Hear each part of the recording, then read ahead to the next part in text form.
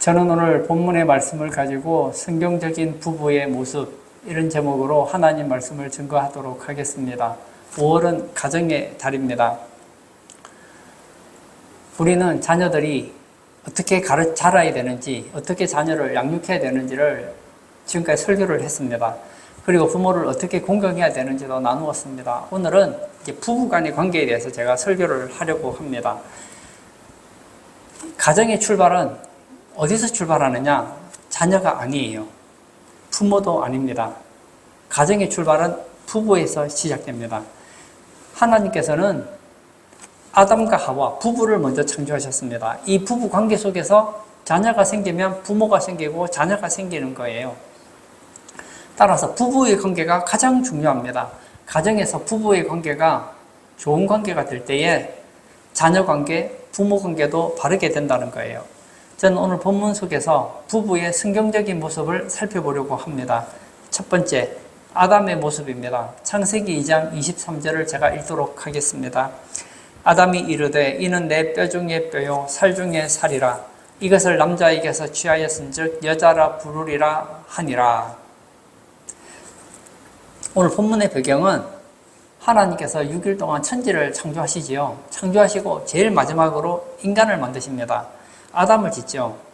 아담을 어떻게 짓습니까? 흙으로 인간을 창조하셨습니다. 그리고 나서 아담을 깊이 잠들게 해요. 그리고 나서 아담의 갈빗대 하나를 취하여서 그 갈빗대를 가지고 여자를 만듭니다. 그 여자를 아담에게 데리고 가죠.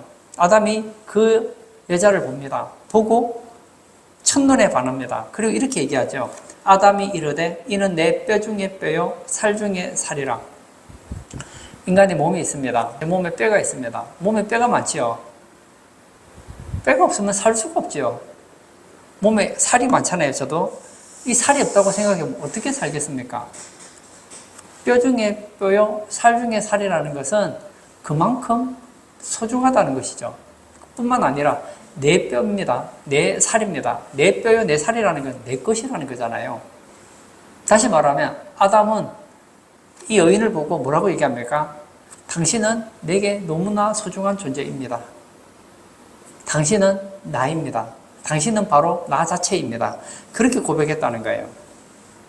아담은 첫눈에 보고 자신의 반려자임을 알고 탄성을 울린 것입니다. 오늘 본문에 남자가 나오죠. 이 남자는 육적으로는 남편의 모형입니다. 그러나 영적으로 보면 예수 그리스도의 모형이라고 할 수 있습니다. 또 여자가 나오죠. 이 여자는 육적으로는 아내의 모형이요 영적으로는 교회의 모형입니다. 남자와 여자, 이 남편과 아내의 관계는 예수님과 교회의 관계로 서로 비교가 될 수 있습니다. 에베소서 5장 28절에 보면 사도 바울은 아내를 어떻게 대해야 되는지를 가르쳐 줍니다. 이와 같이 남편들도 자기 아내 사랑하기를 자기 자신과 같이 할지니 자기 아내를 사랑하는 자는 자기를 사랑하는 것이라. 아내를 어떻게 하라고요? 사랑하라는 것입니다. 즉 이는 내 뼈 중에 뼈요 살 중에 살이라는 것은 어떤 고백입니까? 사랑의 고백이라는 거예요. 따라서 우리가 행복한 가정, 명품 가정, 아름다운 가정이 되기 위해서 필요한 것은 남편은 아내를 사랑해야 된다는 겁니다. 희생적인 사랑의 고백과 실천이 필요하다는 거예요.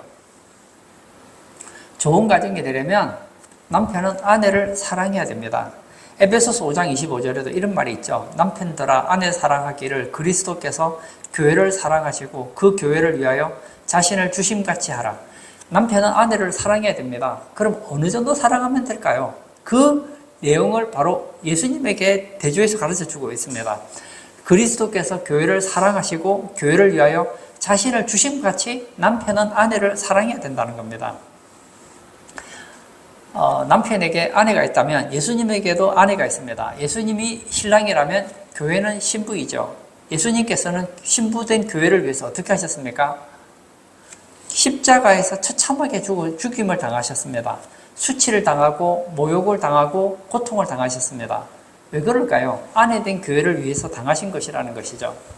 세상에 보면 이 아내에 대한 아주 아름다운 사랑의 고백이 많습니다.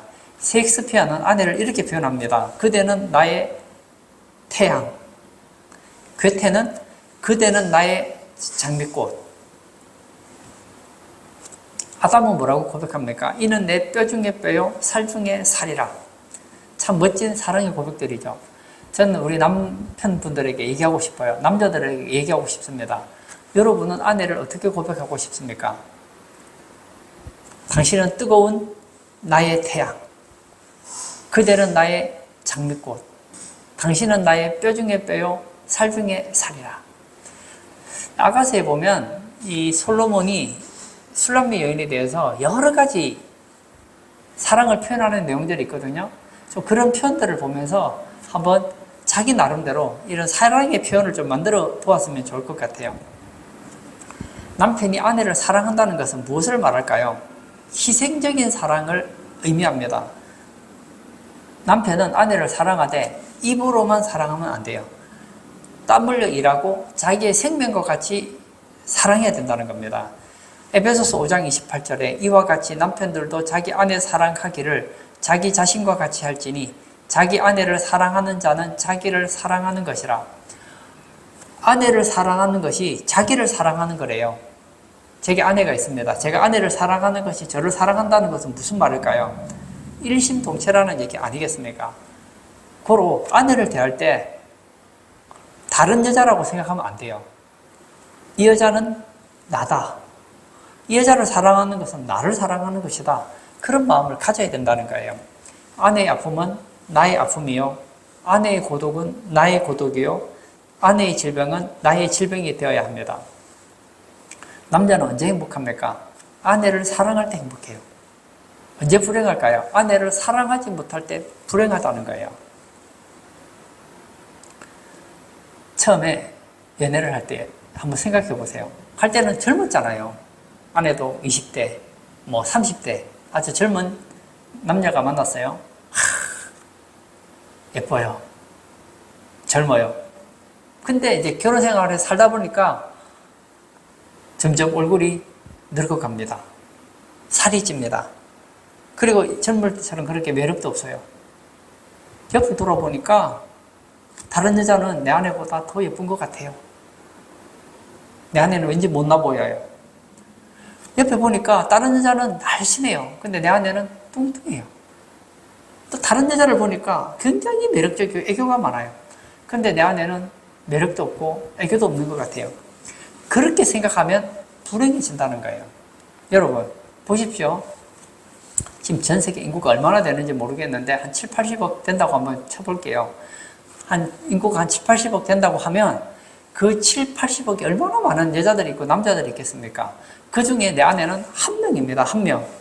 하나님께서 그 7, 80억의 많은 사람 중에서 그 많은 여자 중에서 한 사람을 내게 붙여준 여자가 바로 지금 내 아내라고요. 그러므로 이 여자는 보통 여자가 아니에요. 내게 너무너무 소중한 여자라는 거예요. 옛날에 제가 장자이거를 읽은 적이 있습니다. 이 아주 금술이 좋은 부부가 있었어요. 너무너무 사랑했습니다. 정말 없으면 못 살 것처럼 그렇게 살아갑니다. 식사도 맞상을 합니다. 잠도 둘만 잡니다. 너무 사랑이 넘쳐나요. 그런데 남편이 갑자기 시름시름 앓기 시작합니다. 중병으로 죽게 됩니다. 병명도 없어요. 약을 먹여도 낫지도 않아요. 그러니까 아내가 막 부인이 좋은 약이란 약은 다 최선을 다해 정성을 쏟는데도 안 되는 거예요. 남편은 점점 죽어갑니다. 그때 남편이 죽어가면 이런 질문을 합니다. 여보, 나 죽으면 제가 하겠소. 그랬더니 부인이 펄펄 뜁니다. 아니라고요. 저는 당신 죽어도 혼자 살지 절대 제가 하지 않을 테니 걱정하지 마시오. 근데 남편이 내가 죽으면 이 여자가 꼭 제가 할 것 같아요. 그래서 계속 제가 할 건지 물어봐요. 부인이 듣다가 부엌에 가서 식칼을 가져옵니다. 남편이 보는 앞에서 코를 잘라버려요. 아내 코가 없어졌어요. 여보, 이제 안심하시죠? 하고 이제 코 먹은 소리로 얘기를 하는 거예요. 코 없는 년을 누가 데려가겠어요? 뭐 그런 식으로 얘기한 거예요.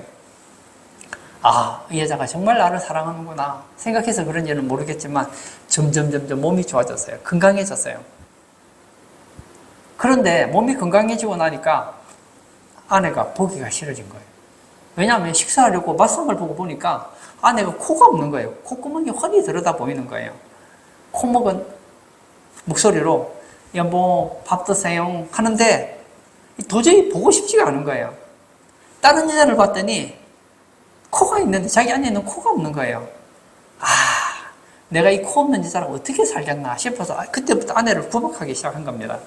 아내가 너무 분해서 마을의 원님에게 상소문을 올립니다. 그래서 이제 원님이 남편을 부르죠. 그리고 남편 코도 잘라버린 거예요. 집에 갔습니다. 이제 시간이 지나서 코가 나왔지요. 거울을 봤더니 코 없는 자기 모습을 보니까 너무 흉측한 거예요. 그때 깨달은 거예요. 아, 아내는 나를 위해서 자기 코를 잘랐는데 내가 지금 대체 뭘 했나?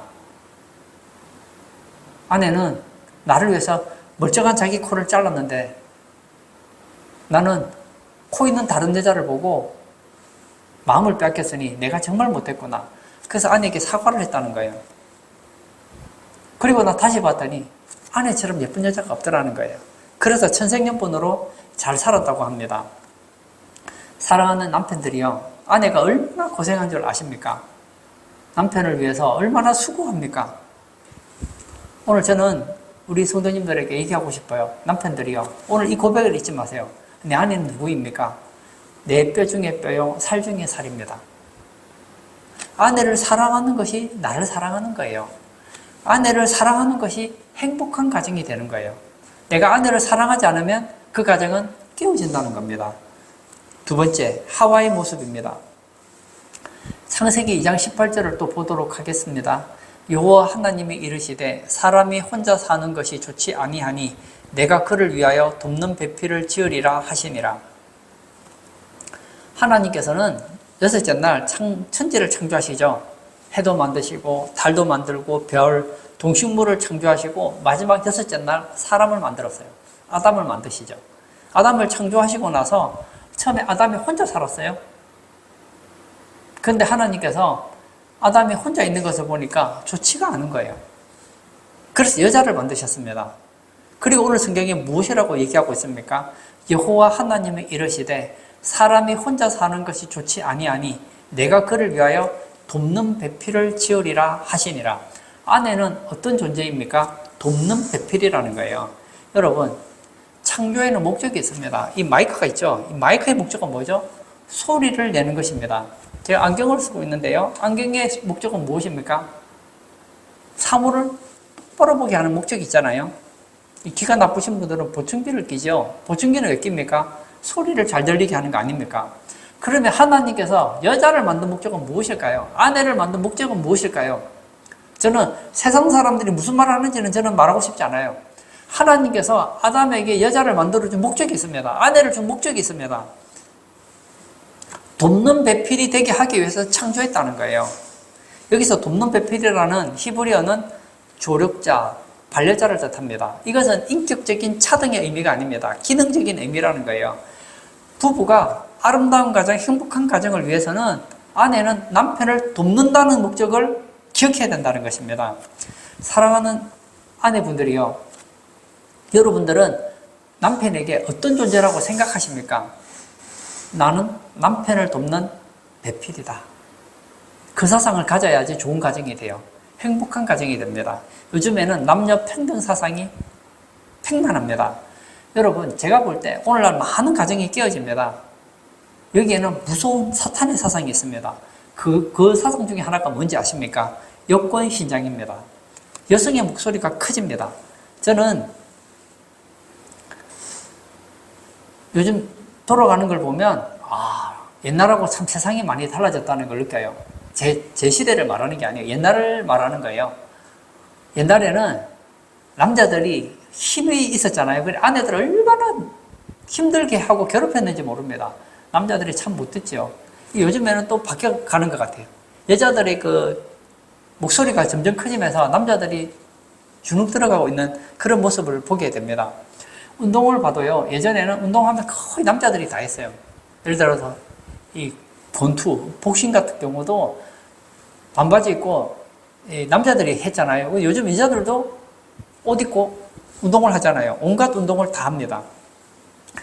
옛날에는 남자들이 일을 하면 여자들이 일을 하지를 못했잖아요. 거의 집을 본다고. 요즘에는 남편도 일하고 아내도 일을 합니다. 그러다 보니까 수입이 많아졌어요. 그러다 보니까 아내들이 어떤 생각이 들었냐면 남편을 봐요. 보니까 남편보다 내가 월급을 많이 버는 것 같아요. 내가 남편보다 똑똑한 것 같아요. 그러니 남편을 하대하는 경우가 가끔씩 있더라고요. 그래서 요즘에 가정에서 남편들이 아내에게 순환당하는 시대라고 합니다. 심지어는 남편을 길들여야 된다는 말이 유행하고 있습니다. 여러분, 이것은 세상이 망해가는 징조라고 보면 좋아요. 남편을 무시하고 남편을 하대시한 그 결과가 무엇입니까? 가정이 깨어지고 여자는 외로워지고 이혼을 하고 자녀들이 비극을 가지는 경우를 얼마나 많이 봅니까? 제가 이혼 상담가 얘기를 최근에 한번 들어본 적이 있어요. 이혼한 사람들을 만나서 이제 이혼 상담 변호사가 이혼한 사람들과 얘기를 했더니 제일 많이 후회하는 게 이거래요. 남편들이 이혼을 했잖아요. 아내들이 이혼하잖아요. 이혼한 아내들이 제일 후회하는 게 뭔지 아십니까? 남편들이 제일 후회하는 게 무엇인지 아십니까? 이럴 줄 알았으면 내가 결혼할 때 아내를 좀 더 사랑해 줄 걸. 아내들이 제일 후회하는 것은 이렇게 이혼할 줄 알았더라면 남편을 존중해주고 남편의 부족한 부분을 채워줄 걸. 성경에 그렇게 나와 있잖아요. 에베소서 5장 22절에 아내들이여 자기 남편에게 복종하기를 주께 하듯 하라. 남편에게 복종한다는 말이 어떤 의미를 가지고 있습니까? 남편에게 복종한다는 것은 남편의 부족한 부분을 채워주라는 거예요. 창세기 2장의 말씀에 의하면 돕는 배필이 되라는 거예요. 제가 목사잖아요. 목사면 제가 교회 일을 합니다. 근데 제가 이 교회 일을 다 할 수 있나요? 다 못하잖아요. 그러면 교회에 많은 직분자들을 세웁니다. 그러면 그 직분자들이 저를 도와서 교회 일을 하게 되잖아요. 예를 들어서 장로님은 이런 일을 하십시오. 집사님은 이런 일을 하십시오 하고 이제 일을 맡겨주잖아요. 그러면 그 일을 하면 좋은 교회가 되는 거 아닙니까? 마찬가지예요. 남편이 모든 것을 다 할 수 있는 거 아닙니다. 남편이 부족한 부분이 있다고요. 그 부족한 부분을 누가 감당해야 됩니까? 아내가 감당해야 되는 거예요.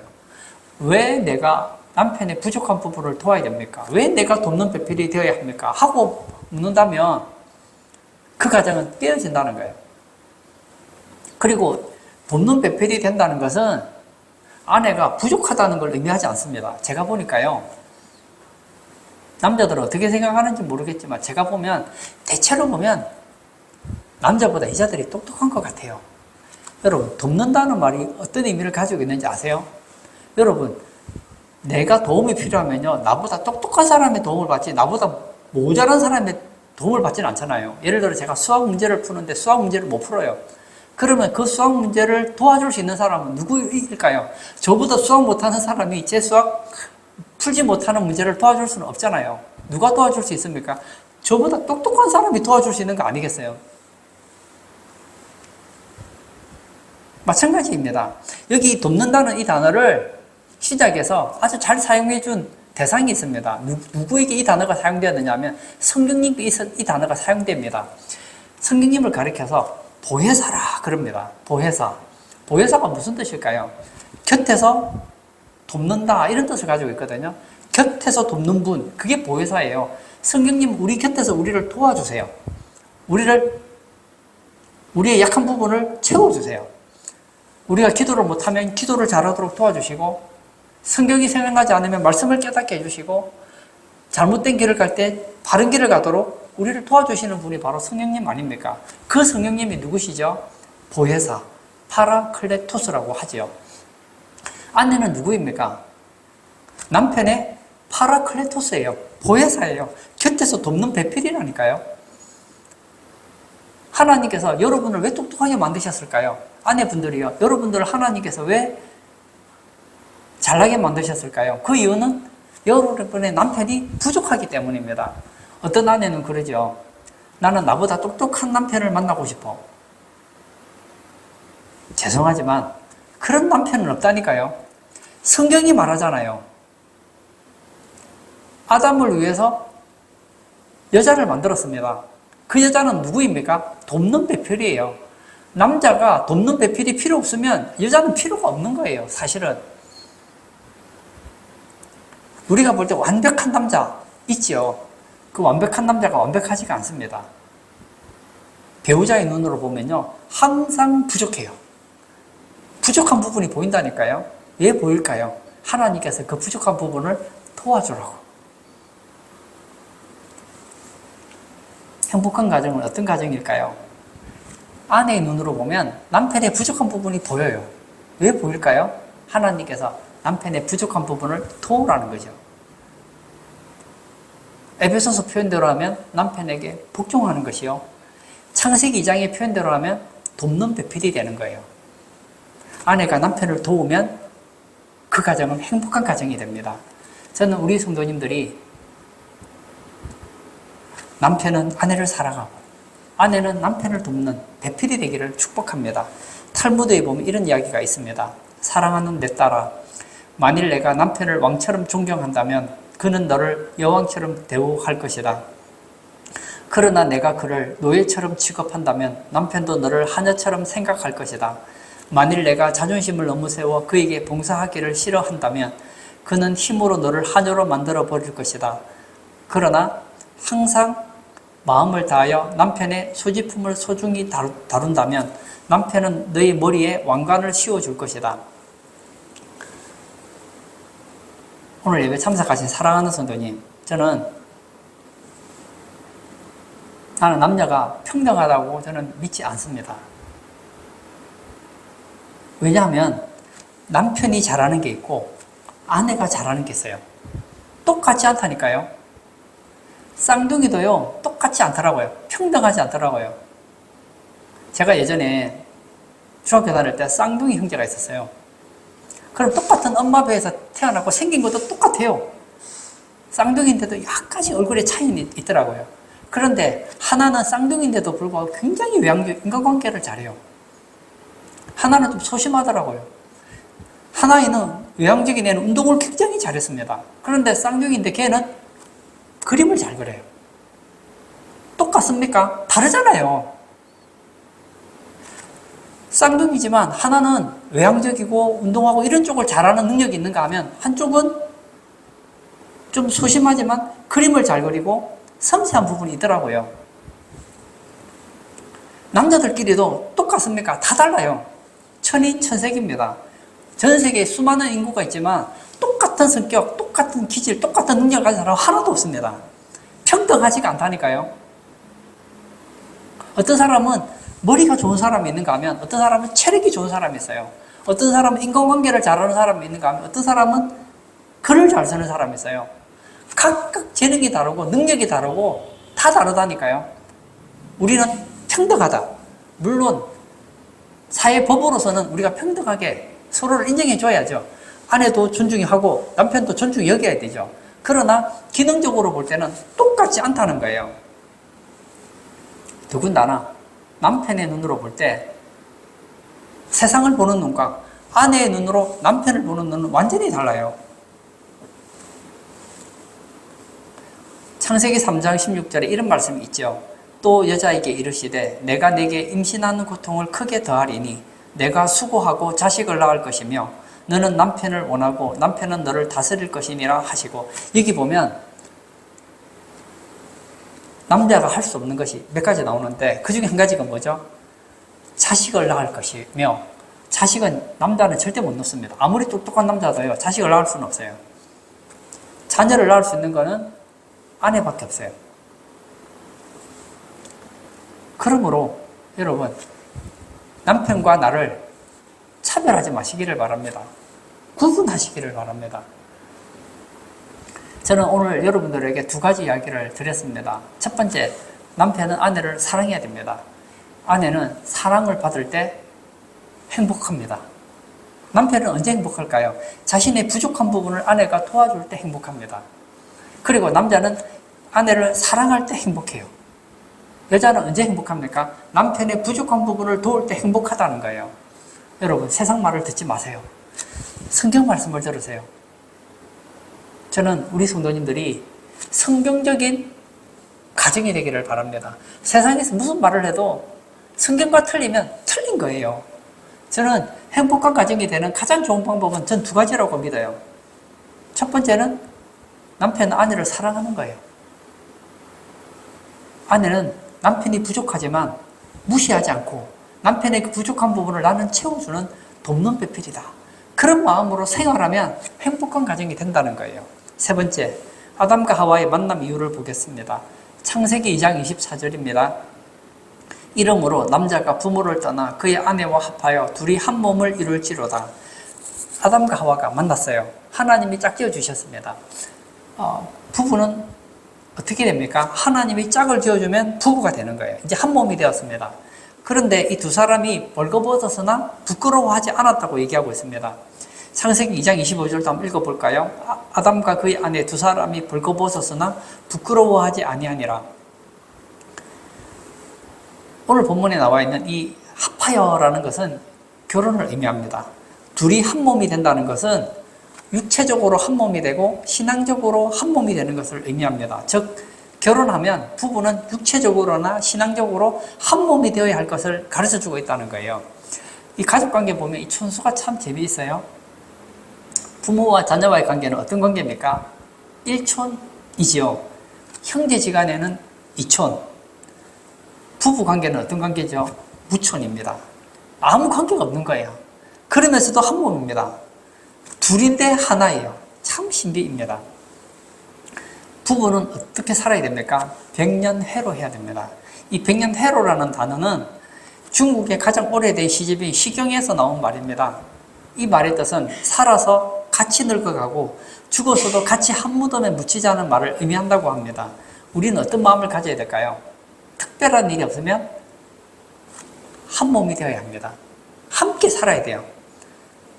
함께 있고 함께 생각하고 함께 동거동락하고 함께 사는 것이 참 좋습니다.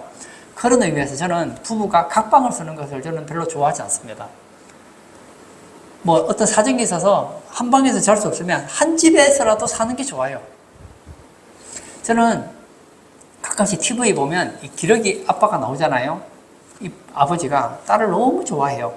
이 딸을 공부시키려고 딸을 해외에 유학을 보내죠.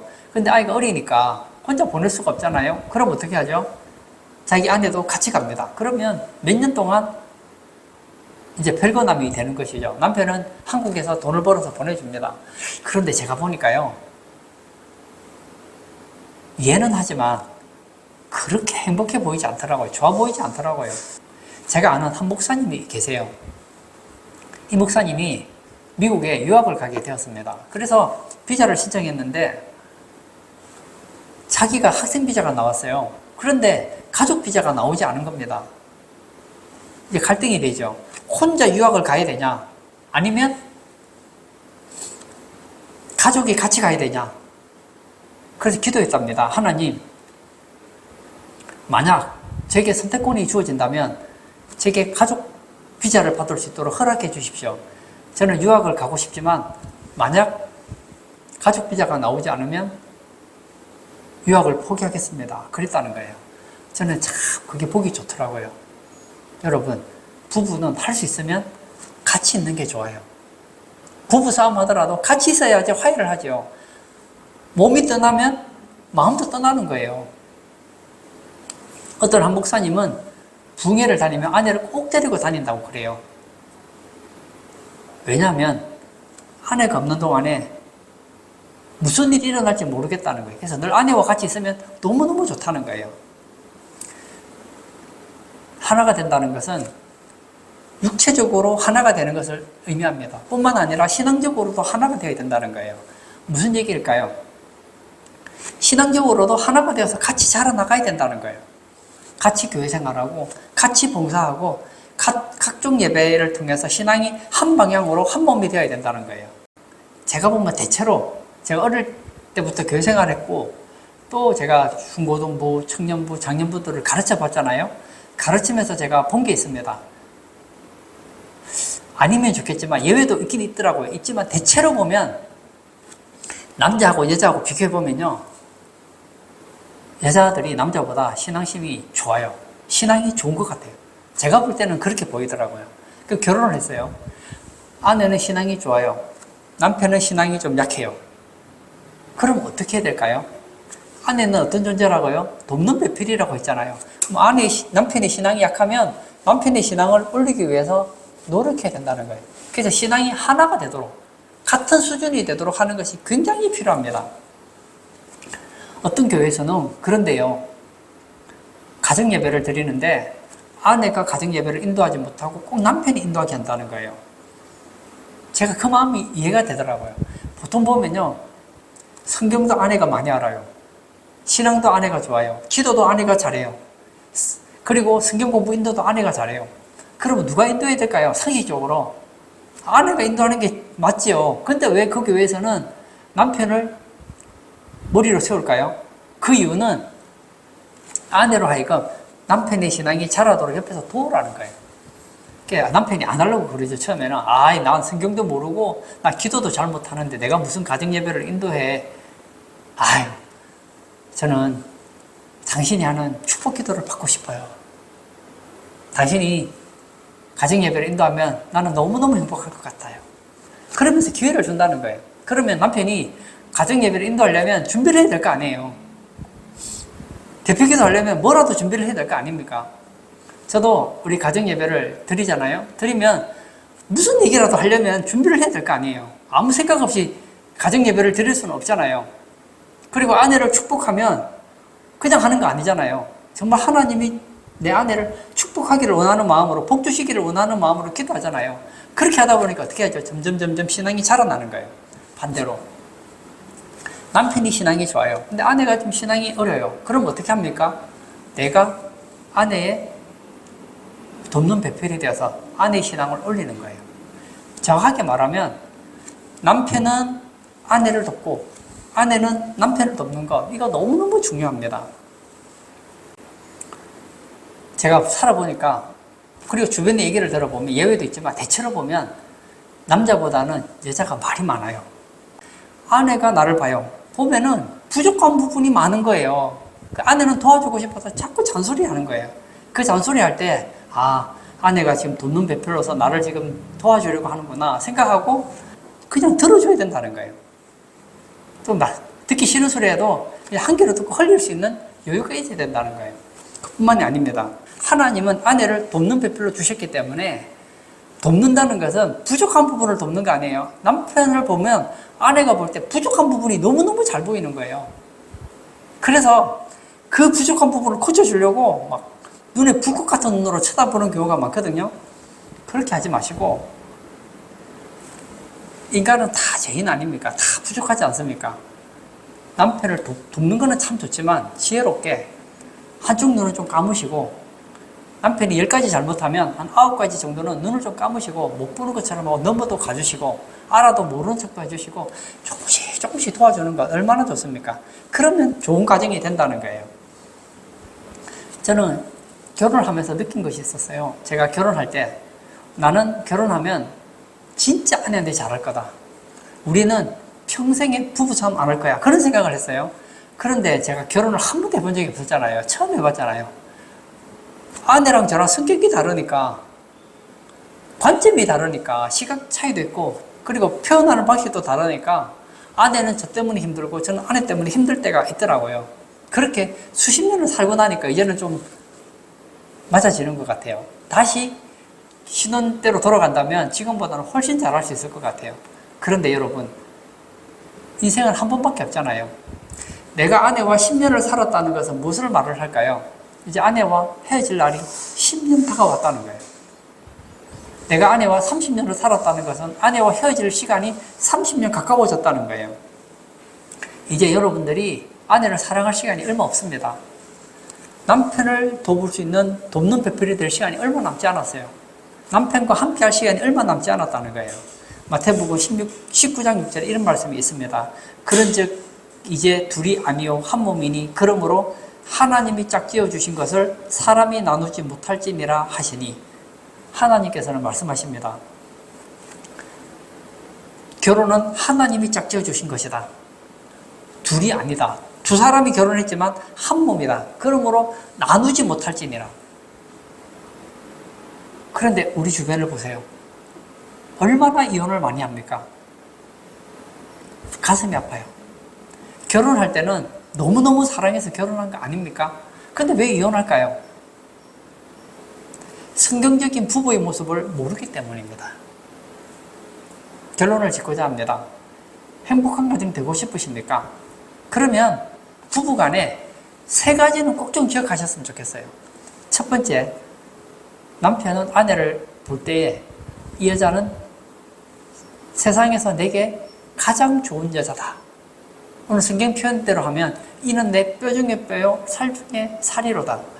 여러분, 전 세계에 아내보다 날씬한 여자도 많고 착한 여자도 많고 예쁜 여자도 많고 똑똑한 여자도 많아요. 그러나 그 여자는 뼈 중에 뼈요 살 중에 살은 아니에요.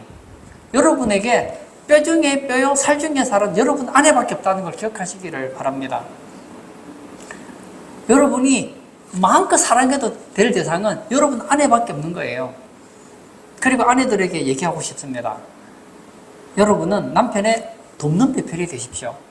여러분의 남편이 부족한 부분이 많아요. 그걸 보면서 불평하지 마세요. 나는 왜 이렇게 모자란 남편을 만났을까? 그게 아니라니까요. 그 부족한 부분을 채우라고 여러분을 보내준 거예요. 야, 난 똑똑한 남자 만났으면 좋겠다. 공부 잘하는 남자 만났으면 좋겠다. 하고 공부 잘하는 남자를 만났어요. 만났더니 공부는 잘하는데 다른 부분이 또 부족한 게 있는 거예요. 저는 남의 인생사를 제가 말하고 싶진 않은데 우리 주변에 보면 야, 진짜 완벽할 것 같은 남자 있잖아요. 저런 남자 만나면 정말 좋겠다 하는 그런 남자 있잖아요. 한번 살아보세요. 부족한 게 없는가? 부족하다니까요. 완벽한 사람은 없다니까요. 그리고 이 짧은 인생 사는 동안 같은 마음, 같은 뜻, 같은 생각, 같은 신앙을 가지고 함께 하자는 거예요. 할 수만 있으면 따로 살지 마시고 같이 사십시오. 그리고 신앙생활도 같이 하세요.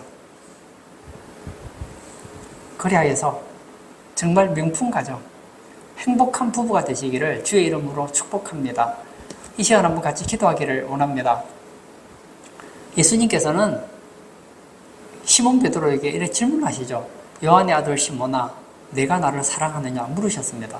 사랑하는 거 모릅니까? 알지요. 그런데도 예수님은 시몬에게 사랑의 고백을 듣고 싶으셨습니다. 여러분, 여자는 남편의 사랑을 받고 싶어 합니다. 남편은 아내의 도움을 받고 싶어 합니다. 부부는 하나가 될 때 행복해요. 이 시간 기도할 때 하나님, 제가 제 아내를 사랑하겠습니다. 하나님, 제가 제 남편의 부족한 부분을 돕는 배필이 되겠습니다. 하나님, 한 몸인 줄 알고 시간적으로, 환경적으로, 신앙적으로 하나가 되는 그런 우리 부부가 되게 해달라고 우리 다 같이 기도하도록 하겠습니다.